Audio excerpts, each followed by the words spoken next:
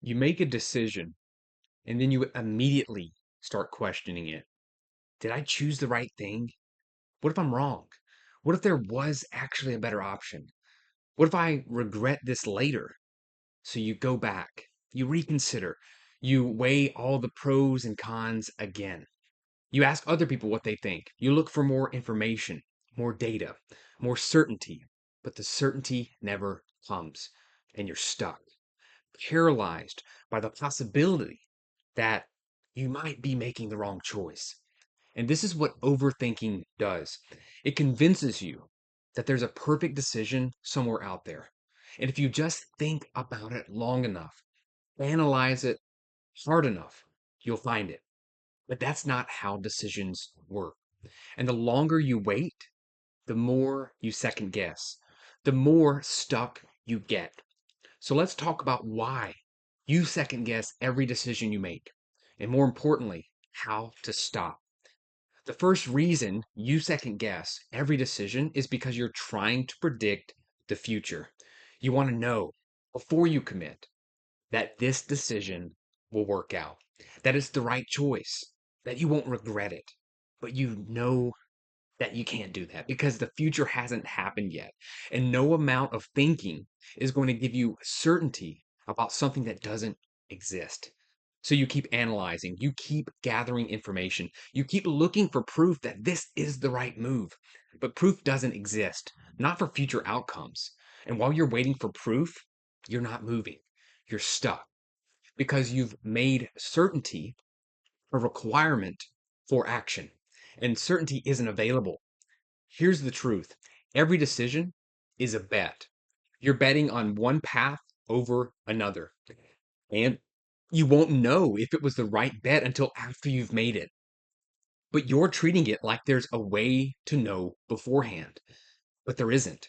So you keep second guessing because you're asking a question that has no answer. The second reason that you second guess every decision is because you're afraid of being wrong.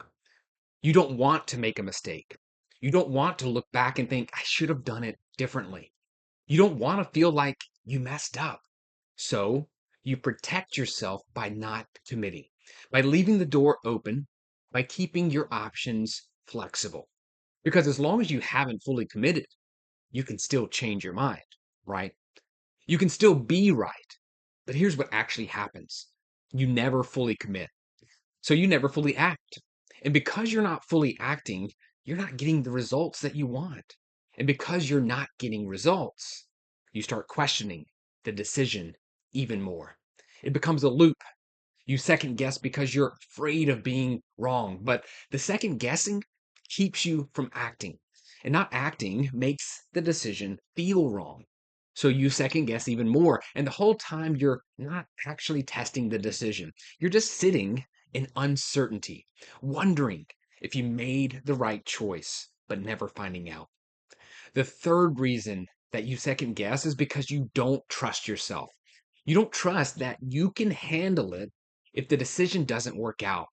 You don't trust that you'll be okay if you're wrong. You don't trust that you can course correct. So you treat every decision like it's permanent. Like once you choose, you're locked in. Like there's no way to adjust if things don't go the way you expected. But that's not true. Most decisions aren't permanent. And even the ones that feel big can be adjusted. You can pivot, you can change direction, you can learn and try again. But if you don't trust yourself to handle that, every decision feels like a life or death choice. And when the stakes feel that high, of course you're going to second guess because you're not just choosing between two options.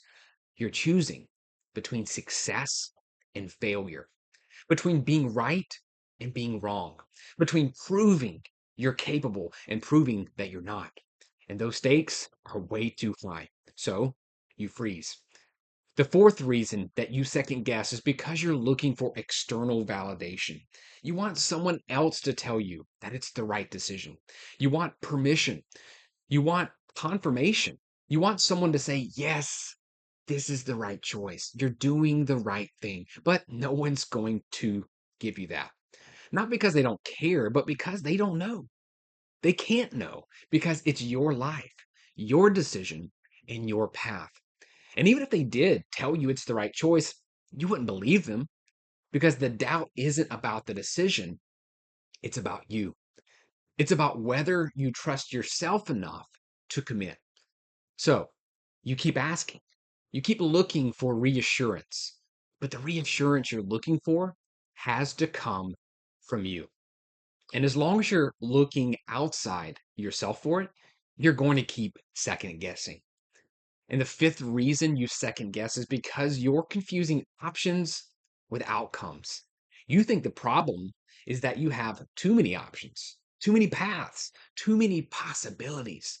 And if you could just narrow it down, if you could just eliminate the wrong choices, the decision would be easy. But that's not the problem. The problem is that you're treating the options as if they are outcomes. Like choosing option A guarantees option and outcome A, and choosing option B guarantees outcome B. But it doesn't work that way. The option you choose doesn't determine the outcome. Your actions after the choice do. You could choose the quote right option and still get a bad outcome if you don't follow through.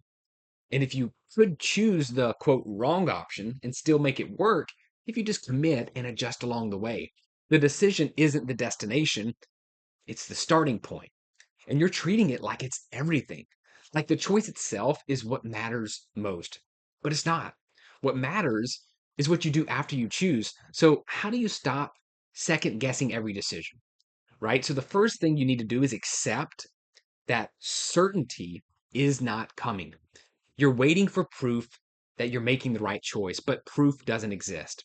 Not before you commit. So stop waiting for it. Stop looking for it. Stop making it a requirement. Instead, simply ask yourself, based on what I know right now, what makes the most sense?